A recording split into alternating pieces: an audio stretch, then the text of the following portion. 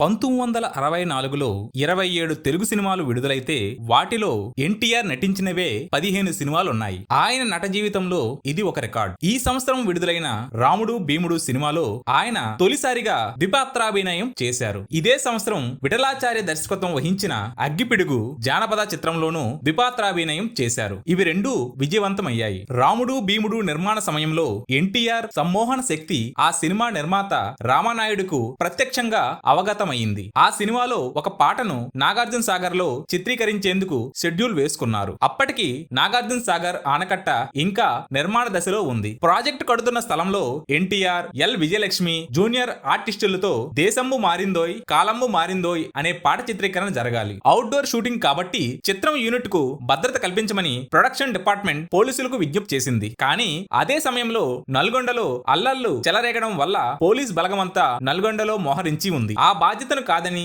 Cinema వాళ్లకు రక్షణ కల్పించడం 2 రోజుల వరకు కుదరదని పోలీస్ డిపార్ట్మెంట్ తమ నిస్సహాయతను వ్యక్తం చేసింది. అది విన్న నిర్మాత రామానాయుడు నిరాశపడిపోయారు. యూనిట్ మొత్తాన్ని 2 రోజులు అక్కడ ఉంచి భరించడం ఆయనకు ఖర్చుతో కూడుకున్న వ్యవహారమే కాక అక్కడ వసతి సౌకర్యాలు కూడా లేవు. ఆర్టిస్టుల కాల్షీట్లు కూడా అందరివి అదనంగా దొరకని పరిస్థితి. అలాగని పోలీస్ భద్రత లేకుండా షూటింగ్ చేయడం సాహసం అవుతుంది. ఆయనకు టెన్షన్ పెరిగిపోయింది. ఎన్టీఆర్ కు విషయం తెలిసింది. పర్వాలేదు బ్రదర్, షూటింగ్ యథావిధిగా పెట్టుకోండి అని రామానాయుడుకు ఎన్టీఆర్ చెప్పారు. చుట్టుపక్కల పల్లెలు పట్టణాల నుంచి వేలాదిగా వయోభేదం లేకుండా జనం ఎన్టీఆర్ ని చూసేందుకు షూటింగ్ జరుగుతున్న ప్రాంతానికి తరలి వచ్చారు. షూటింగ్ సమయానికి ఎన్టీఆర్ ఆనకట్ట నిర్మాణ స్థలానికి చేరుకున్న తర్వాత అక్కడ పోగైన వేలాది మంది జన సందోహానికి అభివాదం చేసి తరువాత ఆయన అందరికీ కనిపిస్తూ చేతులు ఊపుతూ చిరునవ్వులు చిందిస్తూ నమస్కరిస్తూ జనం మధ్య ఉల్లాసంగా గడిపారు. అలా దాదాపు 20 నిమిషాల తరువాత అందరూ వెనక్కి జరిగి కాస్త నిశ్శబ్దాన్ని పాటిస్తే తాము పాట చిత్రీకరించుకునేందుకు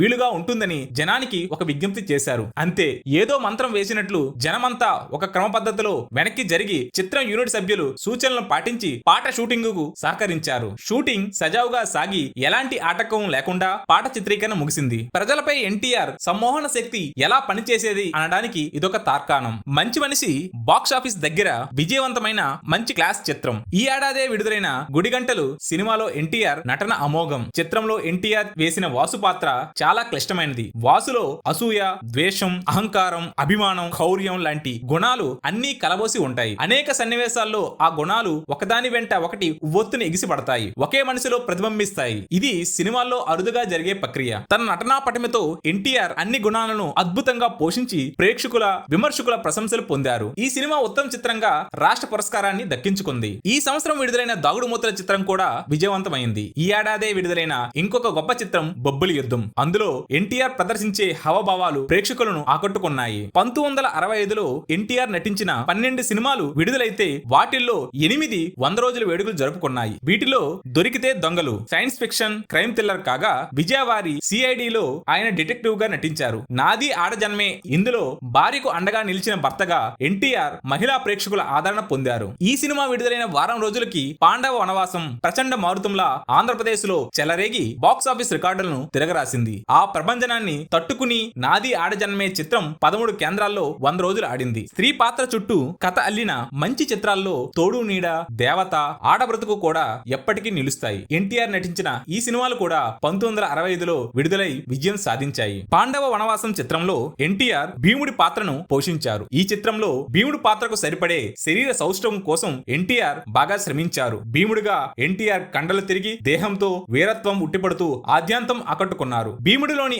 ఆవేశాగ్రహాలు, ఆయన ఈ చిత్రంలో ప్రదర్శించిన వైనం అద్భుతం. సంక్రాంతి పండగ నాడు 23 కేంద్రాల్లో విడుదలైన ఈ సినిమా అన్ని కేంద్రాల్లోనూ 100 రోజులు జరుపుకుంది. ఈ చిత్రం సిల్వర్ జూబ్లీ వేడుకలు కూడా జరుపుకుంది. డివిఎస్ రాజు నిర్మించగా విఠలాచార్య దర్శకత్వం వహించిన మంగమ్మ శపథం జానపద చిత్రంలో ఎన్టీఆర్ తండ్రి కొడుకులుగా ద్విపాత్రాభినయం చేశారు. అంతవరకు ప్రపంచంలోనే ఏ సినీ నటుడు తండ్రి కొడుకులుగా నటించలేదు. ఈ సినిమా విజయవంతమైంది. ఈ సంవత్సరం వి మధుసూదన్ రావు దర్శకత్వంలో వీర అభిమన్యు భారీ చిత్రంగా రూపొందింది. ఇందులో ఎన్టీఆర్ శ్రీకృష్ణుడిగా నటించారు. క్లైమాక్స్ సన్నివేశాల్లో శ్రీకృష్ణుడి విశ్వరూపం చూసే ప్రేక్షకులకు రోమాంచితమవుతుంది. భూమిపై నుంచి ఆకాశానికి పెరిగే శ్రీకృష్ణుడు విశ్వరూప సన్నివేశం అత్యంత అద్భుతంగా తెరపై కనిపించింది. ఈ సినిమా రజతోత్సవం జరుపుకుంది. తెలుగుతో పాటు ఈ సినిమా తమిళంలోనూ సమాంతరంగా తెరకెక్కింది. తమిళ సినిమాలో జెమిని గణేశన్ శ్రీకృష్ణుడిగా నటించారు. తమిళ చిత్రం పరాజయం పాలైంది. శ్రీకృష్ణుడి పాత్రలో ఎన్టీఆర్ ను మాత్రమే చూడడానికి తమిళ ప్రేక్షకులు ఇష్టపడతారని తెలిసి కూడా ఎన్టీఆర్ ను శ్రీకృష్ణుడి పాత్రకు తీసుకునేందుకు చేసినందుకు డిస్ట్రిబ్యూటర్లు నిర్మాతలపై ఆగ్రహం వ్యక్తం చేశారు. నర్తనశాల,